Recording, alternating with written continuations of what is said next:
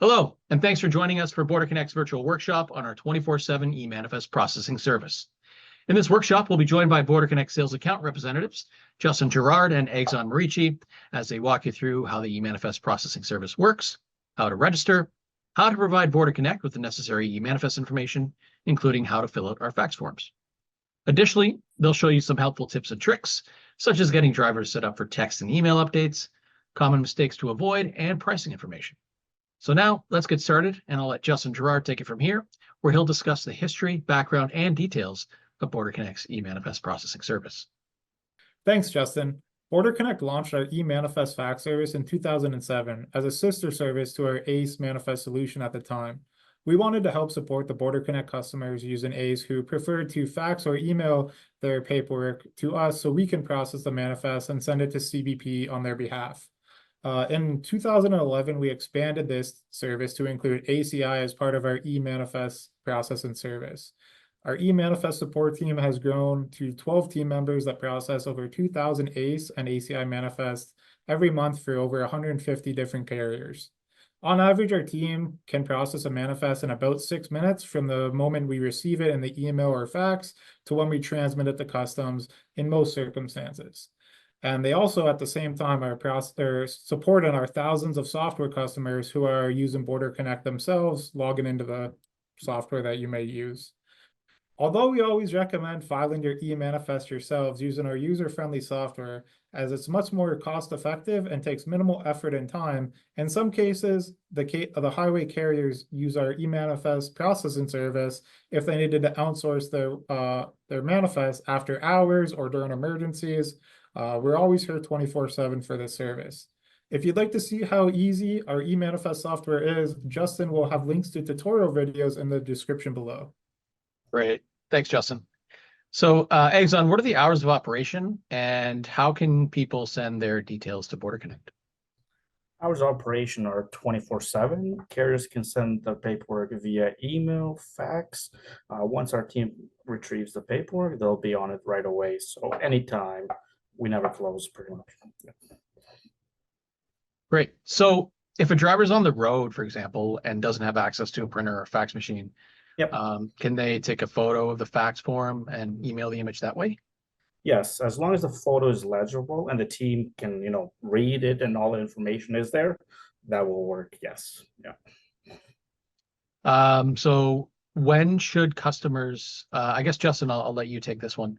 When should customers send the paperwork to BorderConnect, like during the process of their logistics? Personally, I recommend sending the paperwork as soon as you have all the information that is needed to create the manifest. As soon as you get all the details, the sooner you send it, the better it is. Sure, we only need a couple minutes to send it, but getting it sent ahead of time allows any mistakes or any information that is missed, allows us to contact you or anything like that. So sooner is always better. Great. So what information do they need to provide to BorderConnect? For both ACE and ACI, we almost need all the same information. To keep it simple, we do need the same information. You need a truck, trailer, driver information. If you have any passengers, we'll need their information as well. But we obviously need to know the ETA when you're arriving at the border and the port of entry that you're going to be crossing at. In addition to that, there's reference numbers for every manifest. We need the trip number you're going to be using, as well as the shipment numbers, the PARs and the PAPS numbers. In addition to the shipment numbers, we would obviously need the shipment details, such as the shipper, the receiver, the piece count, the weight. We're pretty much answering the questions that you almost expect customs to ask at the border. They just want all the details of the load, and so do we. One thing to add on that, we actually provide a very easy to use eManifest fax request form, which highlights all the fields that we do need. So in a minute, you'll be able to see these forms and they easily show everything we need. So if you fill that form out completely, that's all we need to create a manifest. Awesome. Yeah, a little bit of a sneak peek there for those watching at home. So I guess one of the questions that comes to mind is, I know that carriers are familiar with sending paperwork to the customs broker. Do they need the same information that BorderConnect needs, or is it slightly different? Mostly yes. So the broker will need a copy of your customs documents, like an invoice or a bill of lading. Sometimes you're not going to have both of them. Sometimes you'll have one or the other. But any customs documents you get from the shipper, always recommend sending them to the customs broker. As well as those documents, you're going to be sending them the PAPS and the PARS number, depending which way you're crossing, whatever number you're assigning to that load. In addition, the broker would need the ETA and the port of crossing you're crossing at. If you complete one of these fax request forms that I just mentioned for BorderConnect, we actually don't need the invoice or the bill of lading. If everything is completed accurately in the fax form, we just need you to complete that one form, and that's all BorderConnect will need. Simple. Yeah, I like that. Absolutely. Much easier for carriers on the road or like a driver, instead of like making sure they have their NAFTA certificate or their 3 pages of invoices. All they have to do is grab the totals essentially, I guess, and put it on transpose it onto the fax form either with either method is easier for them at the time. Yeah, if they handwrite it or if they have a PDF fillable, just filling out the forms is very easy. So it is fillable PDF. Oh, absolutely. Oh, great. That's even better. All right, great. Egzon, I'm going to pivot to you. Would you mind showing our viewers how to fill out the ACE eManifest fax form? Yes, definitely. Give me 1 second. Let me share my screen. Thanks, Justin. So today I'll go over filling out the eManifest fax form. When filling out the eManifest fax form, pretty much you have to transpose all of the information from a commercial invoice onto the fax form. This pretty much avoids any issues, any wrong information. Our team pretty much just picks up all information from the eManifest fax form and inputs it within that CBP system. So the first step is adding the carrier name. So you would get the carrier name, obviously, from the SCAC, from the PAPS. You should know your own carrier name, but from here it's example Trucking LLC.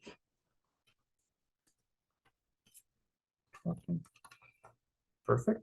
ACE cover sheet fax email back. So there's 2 ways. We can fax you the cover sheet, or we can email you the cover sheet, whichever way you want it, or we can do both. It's up to you.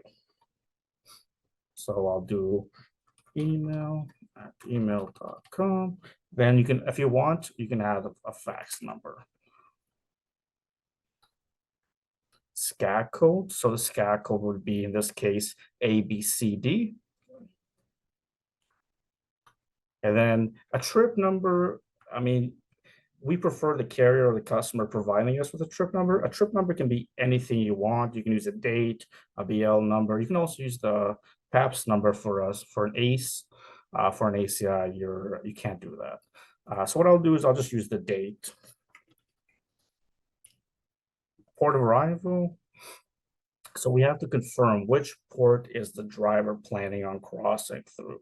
So when it comes to this particular invoice, somewhere you would have to figure out, you're going from Montreal to Houston, Texas. Maybe you're crossing in Detroit. So we'll just put 3801. We know that's Detroit, and you can just put Detroit, and then we'll know that the driver's crossing through there.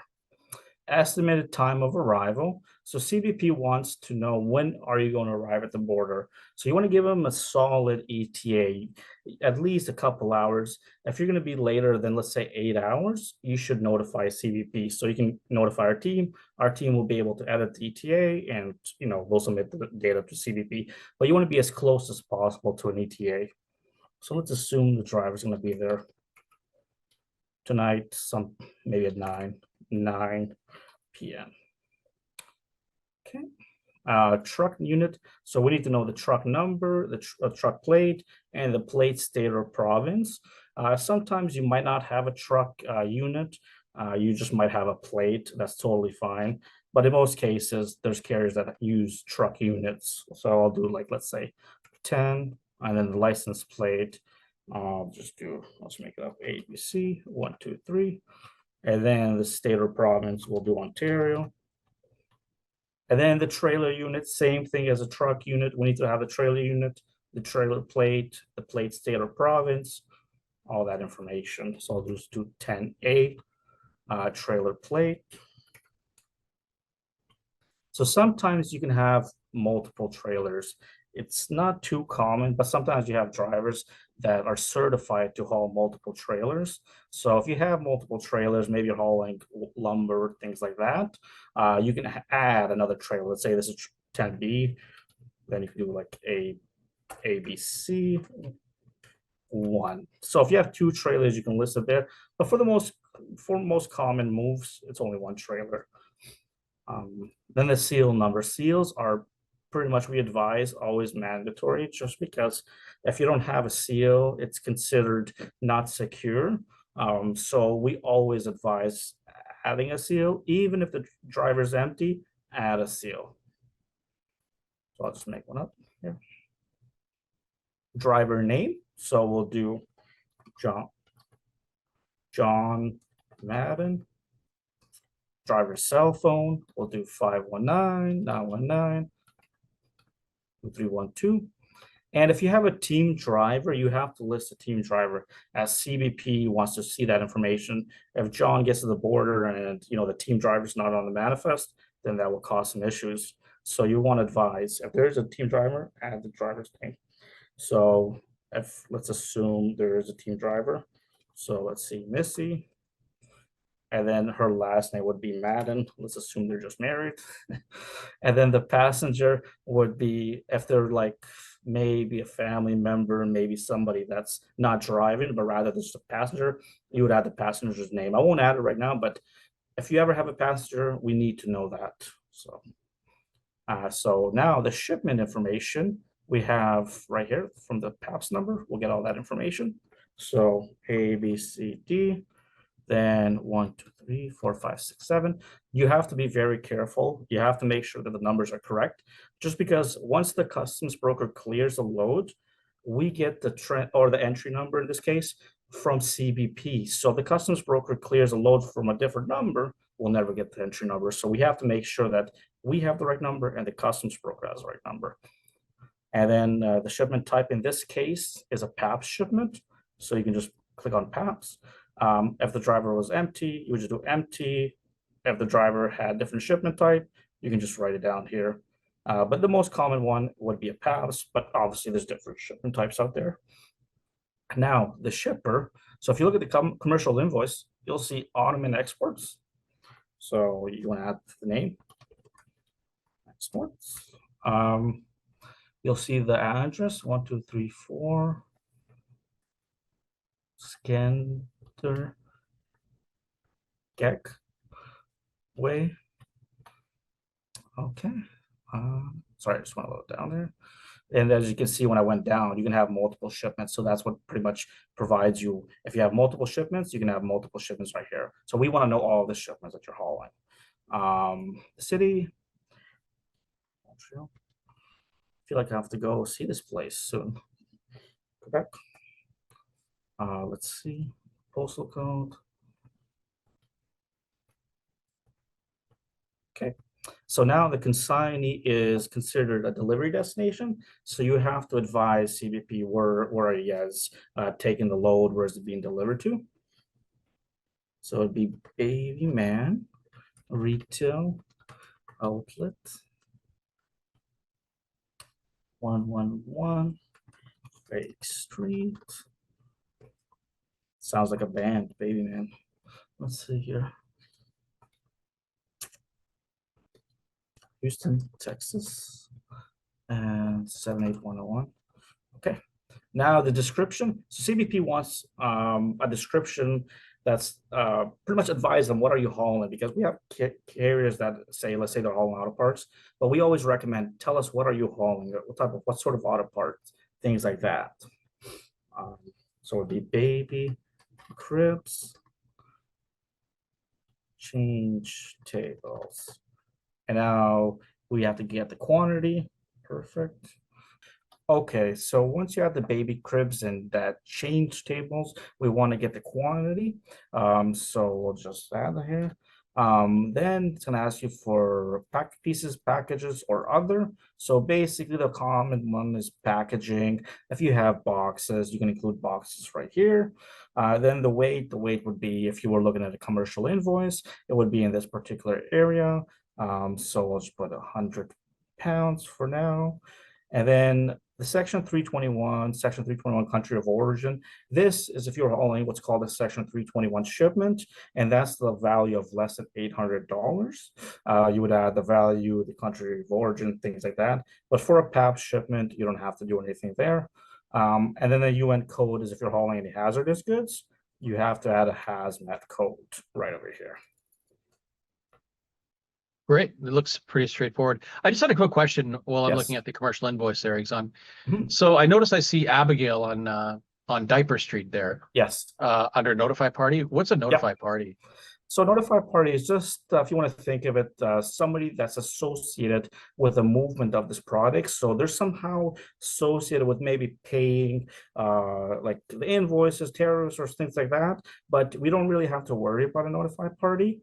We just have to look into the shipper, consignee, and that's all we need when it comes to completing the form. Okay, makes sense. Just the basic stuff. Yes, yes, yeah. Okay, thanks. You're welcome. So I noticed you're adding the truck, you're adding the driver. Mhm. I'm assuming that's what you're going to show us now. Is say, for Yes. example, like Yep. the truck, trailer, or driver has not been populated into BorderConnect. Yeah. How does, as a fax customer, how does BorderConnect get that information? So we have an eManifest pre-registration form. Do you guys see it here? Do you see it?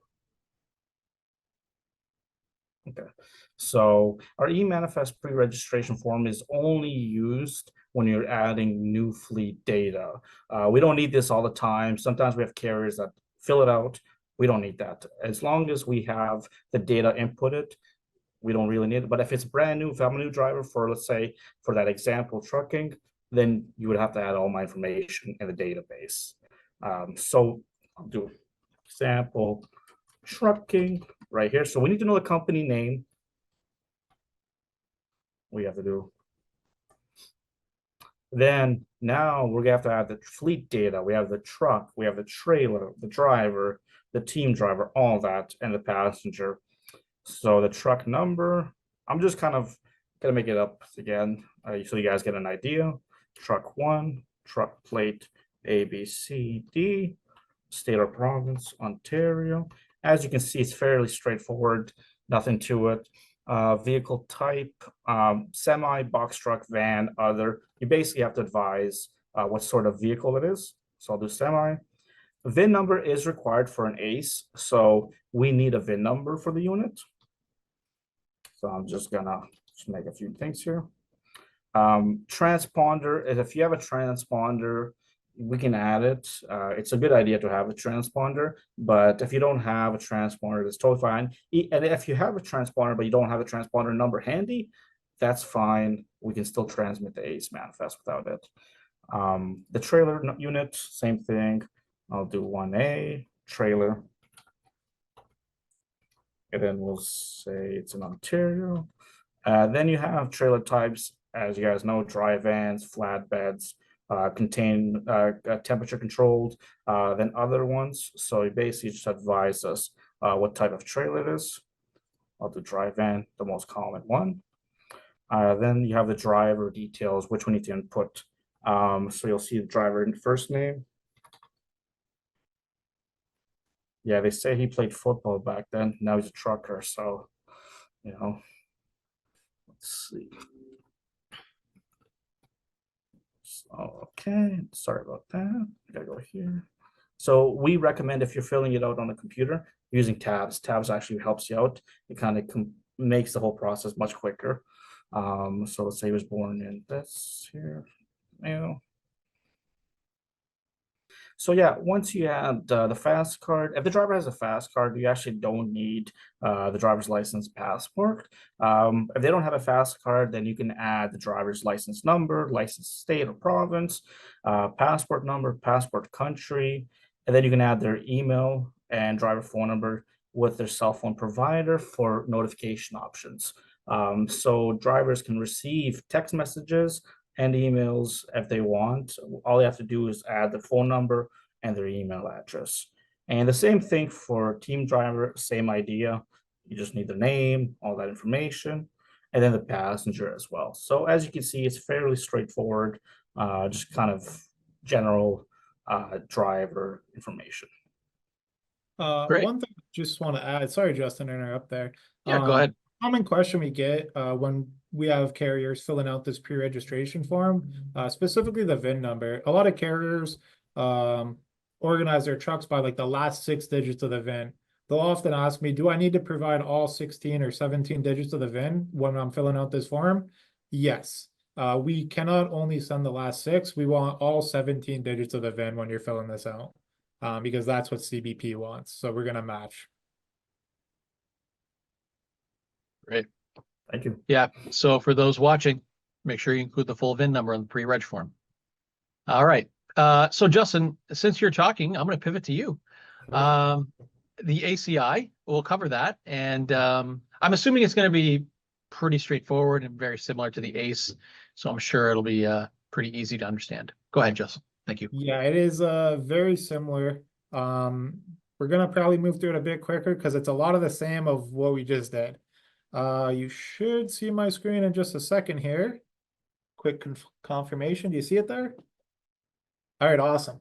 Just like Egzon, I have an invoice here and I have our fax form, but you'll notice we have an ACI one for going to Canada instead. Quick look, it almost looks identical. There's a lot of the same information, but it's filled out just slightly different. So I'm just going to quickly go through this all. Very similar carrier name. I'm just going to have Demo Logistics, Inc. ACI cover sheet or fax back. When we finish our manifest and we want you to have a copy of it, where do you want us to send it to? I'm just going to quickly put our fax number here. You can always see it at the top of the page there. We'll make it look nice and neat though. Conveyance reference number. This is a different term we haven't seen yet. You'll see in brackets, it's trip number.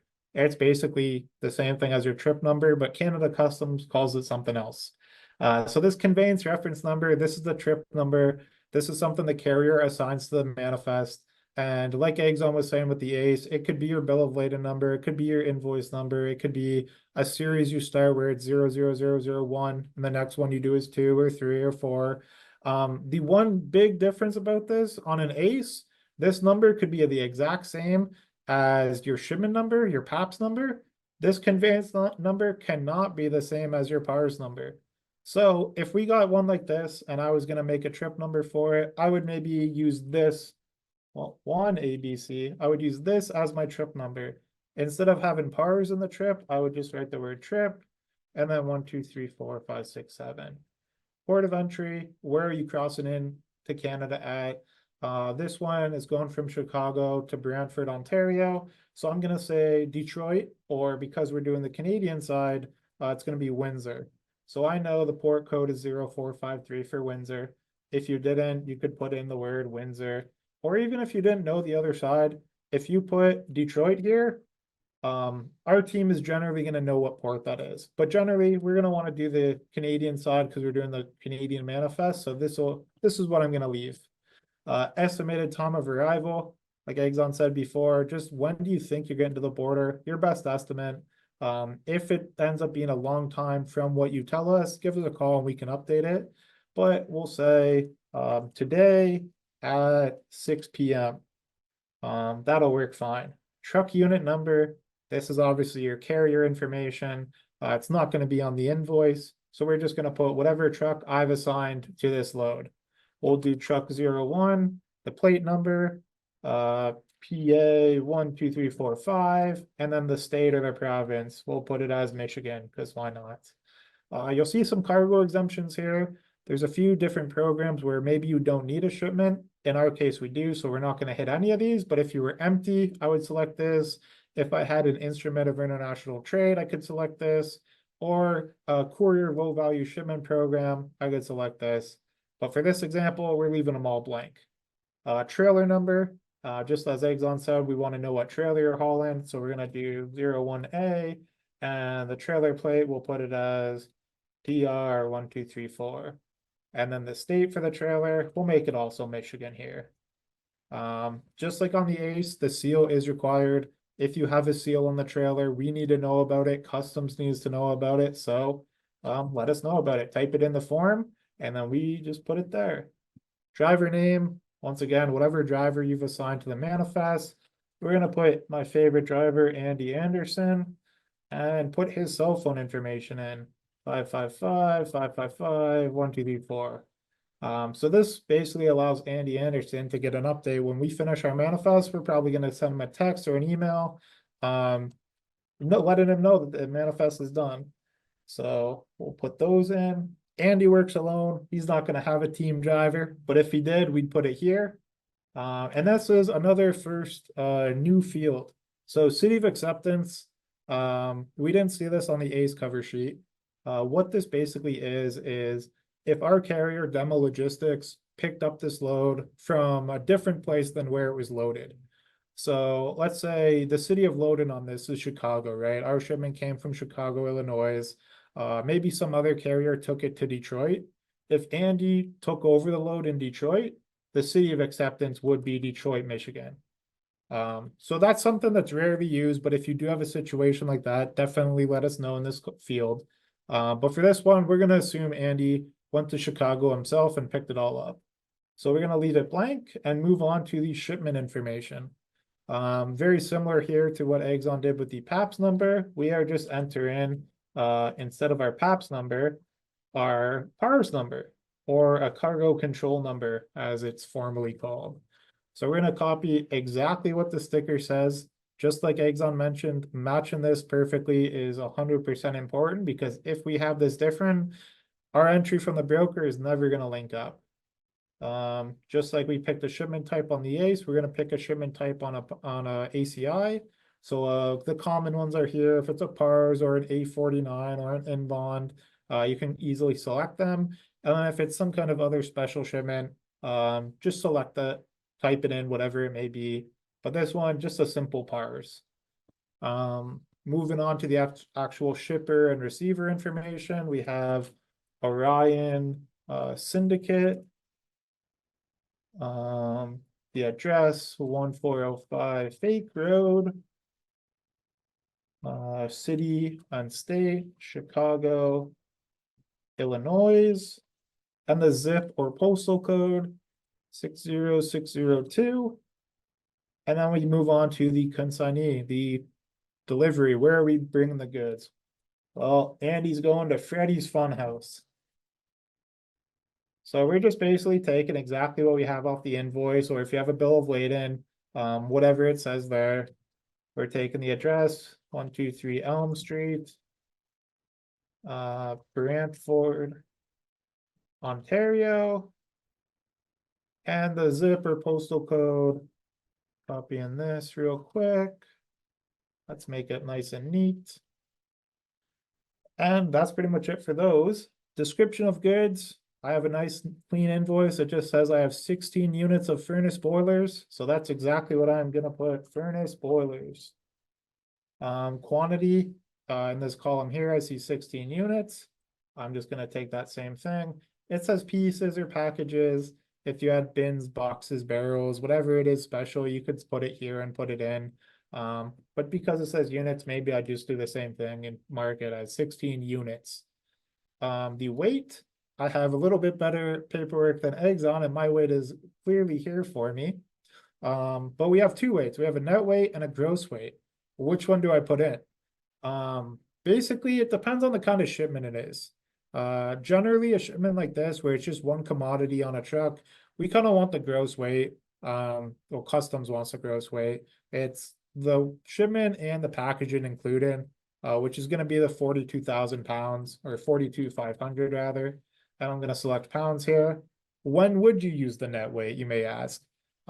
If this is like a bulk shipment, like we often see loads for fly ash or like scrap metals, those bulk shipments, usually the net weight is just specifically the goods themselves. And those bulk shipments are where we would normally use the net weight. But these 16 units of furnace boilers, we're going to just use the gross, and that's going to be that. Very similar to the ACE manifest, we do also have a UN code if applicable. If this was something hazardous like jet fuel or something flammable, on the invoice it would indicate a UN code, and I once again would transpose that into my fax form and send it off to BorderConnect. But yeah, very quickly, it's pretty much the same. As you can see, we breezed through that. But yeah, it's very quick, very simple to give us all the information we need. Yeah, that's yeah, the fax forms are very simple, looks like. And it's great that ACE and ACI doesn't need all the information, you know, and a you know, breakdown, a specific breakdown like customs brokers need. So it saves drivers time. I mean, especially if you're a new driver out there and you're wondering, oh, I gotta send all this information to BorderConnect 2 that I sent from the customs broker. That's not entirely true. It's actually quite simple to send the paperwork to BorderConnect because Yeah. eManifest doesn't require all that information that a customs Exactly. broker does, Yeah. such as tariff codes and all that good stuff and values. Great. So where can customers get these fax forms? Absolutely. I maybe stopped sharing my screen too soon, but I'll pop it right back up in 1 second here. So you should see it now. I am just on the wiki page of BorderConnect. Our wiki's always here 24/7 for anyone to take a peek at. But we have our eManifest processing guide on the wiki, and there's quick, easy download links for the fax forms, both the ACE, the ACI, and even the pre-registration form. And both the ACE and the ACI offer the 1-page one that I utilized and the 2-page one that Egzon utilized. So if I wanted to download the ACE form, it's going to be right here for me to go. Little click there. And if I want to download the 2-page one, well, I have 1 page with my trip information at the top and 1 shipment, and the second page has just 2 more shipments on it. So if you have 2 or more shipments, maybe print off the second one and just kind of duplicate this second page as many times as you need to. Awesome. Thanks, Justin. No worries. Egzon, I have a question. So how will customers be notified that the eManifest was received and processed? Yes, so customers can be notified via fax or email. So just like I explained when I was processing the ACE manifest, there's a notification option. So we can either email it to the client or fax it to the client once the manifest has been processed. Great. And how will they be notified once it's cleared to cross the border? Okay, perfect. So kind of the same idea, but there's driver notification settings. So the driver can be notified via text or email. So once that we receive an entry number or transaction number, the driver will receive a message on their phone that it's cleared and good to go. I mean, the dispatcher can always, or in our scenario, we can always email another copy to the driver if that's what they prefer. But usually they can just write it down with a pen on the manifest once they get that alert. Yeah. So it highlights the importance of making sure Yes. you put the fax number and you put your driver that email address and cell phone. Yep. Just so we can actually go into the driver profile and BorderConnect so they're automatically notified. Exactly. Yes. Great. Super simple. All right. So I'll shift gears here. No pun intended. So I'm guessing there's some common tips to help customers when they fill out the fax forms, and potentially some common mistakes that our support team sees quite frequently. So what are those tips? What are those mistakes? And how can we make it efficient and easy as possible for customers to fill out the fax forms and make sure that our support team gets the information that they need? All right. I guess I'll start us off. Tip number 1, I would definitely always include a driver or dispatch phone number, or at the very least an email somewhere where we can get in contact with you. Where if there is anything missing, or maybe the handwriting isn't the best, or maybe the scan just has a little blurry. We want to make sure we send the most accurate information to customs. So if there's ever a doubt in my mind, our team is fantastic at reaching out and confirming. Because we want to make sure you have no problems at the border, and the best way to do that is send in the right information. So definitely allowing us to have a point of contact where we can get any answers if there are questions. That'd be my number 1. Definitely somewhere where we can just ask any questions we need to. Another thing specifically with ACI is your manifest must be on file at least an hour before you arrive at customs. So at the very beginning of this call, I really said, when should you send it? As soon as possible. As soon as you have the paperwork, the earlier you get it to us, the better, the more likely that this 1 hour wait after we've sent it is going to be processed before you get there. We do process it extremely fast, but if you're in Windsor and you're sending the paperwork to us and you're like, hey, I'm going to cross Detroit, Windsor's not that far from Detroit. It's you're going to beat us there. So definitely you want to wait 1 hour before you go to the border. Another thing we mentioned before is paperwork that we send to the customs broker, how you send BorderConnect the paperwork that processes the manifest, but the customs broker has to process the entry summary. They deal with the duties, taxes. We hinted at this before, but they also file a little entry to customs. Always send that part first. They almost always will take longer than BorderConnect does.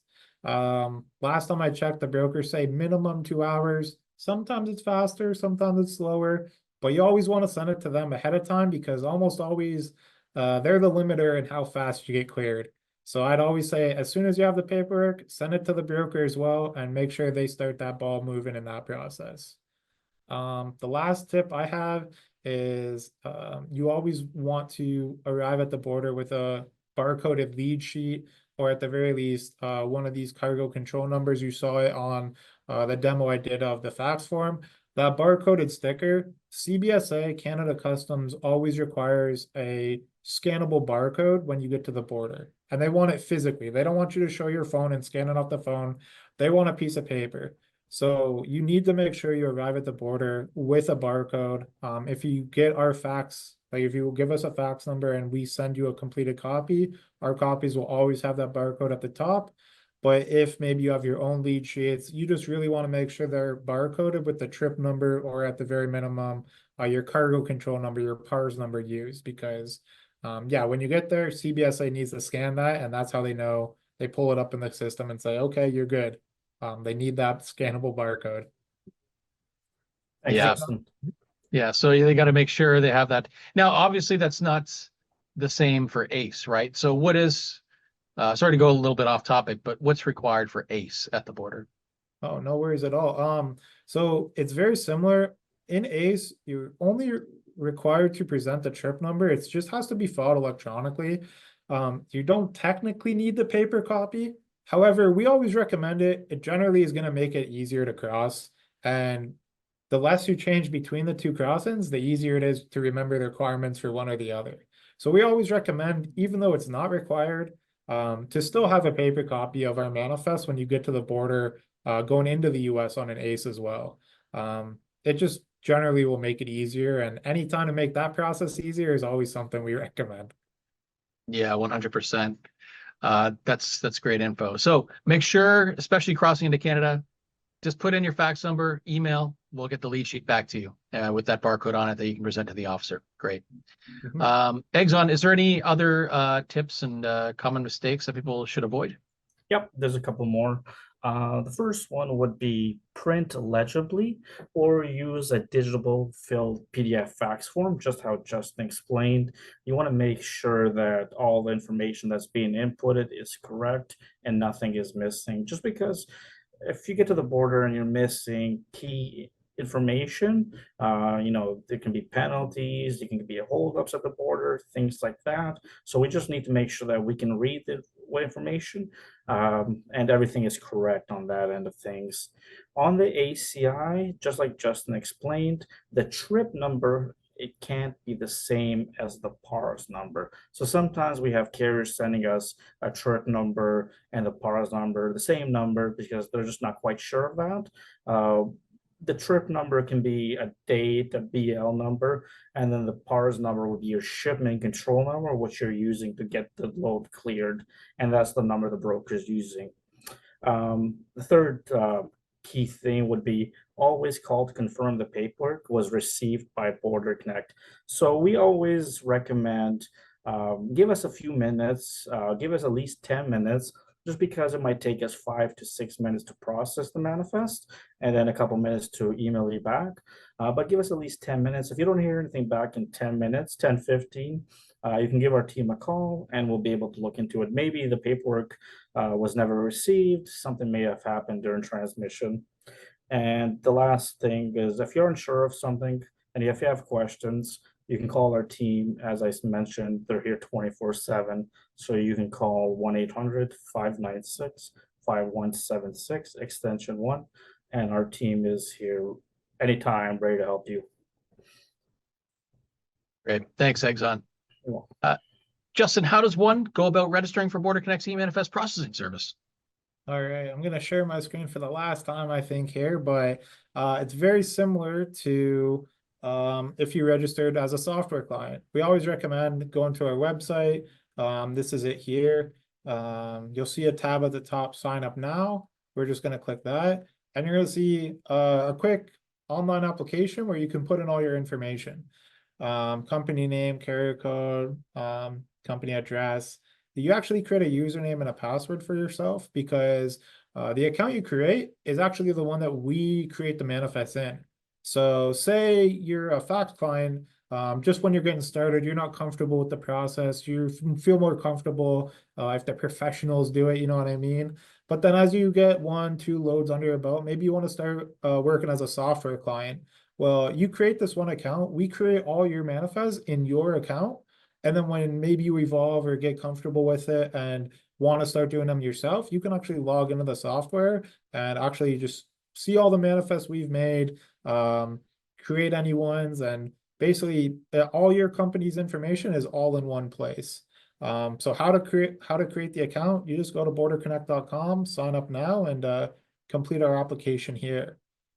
If you're on the road, have kind of shoddy internet in and out, maybe you can't get to this page, you can give us a call. We can walk you through creating an account. Maybe we take the information over the phone, but generally we like you to create the account so that in the future you are able to log in if you do need to for any reason.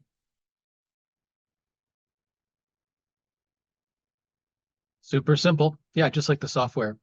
And yeah, I wish I could tell people, you don't really need this. It's generally a lot of people who aren't very tech savvy that rely on this, or they just rely on us for, emergency service or after hours. But generally, like the eManifest fax service is not really necessary for a lot of people, because our software is super simple to use, and plus it's free if you're under 40 shipments per month. So. But we still have this fax service for people that that maybe aren't very tech savvy, or don't really understand how easy the software really is. Yeah. So Egzon, how much does it cost to use the fax service, the eManifest processing service? And I guess at the end, do you get a 30-day trial for the eManifest processing service? Yep. So for pricing, it's $4 for the trip and $6 for the shipment. So as we explained before, a manifest has two components, a trip and a shipment. So we calculate the total number of trips and the total number of shipments that our team have processed at the end of the month, and we'll invoice that customer accordingly. So again, it's $4 for the trip and $6 for the shipment.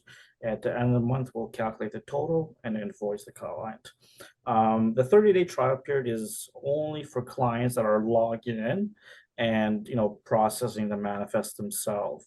For the eManifest processing service, that's not in effect, as our team is going in there, they're creating the manifest on behalf of the client. The only time you'll receive that trial is if you're actually logging in and processing the manifest yourself. Yeah, so as I mentioned, another benefit to just creating the manifest yourself in BorderConnect. Yes. Yeah. Yeah. So if somebody needed some information, Sure. Say they're more of a do-it-yourself type person and they wanted to learn about the eManifest fax service themselves, maybe kind of what we just discussed, stuff like that in this workshop, where could they find that information?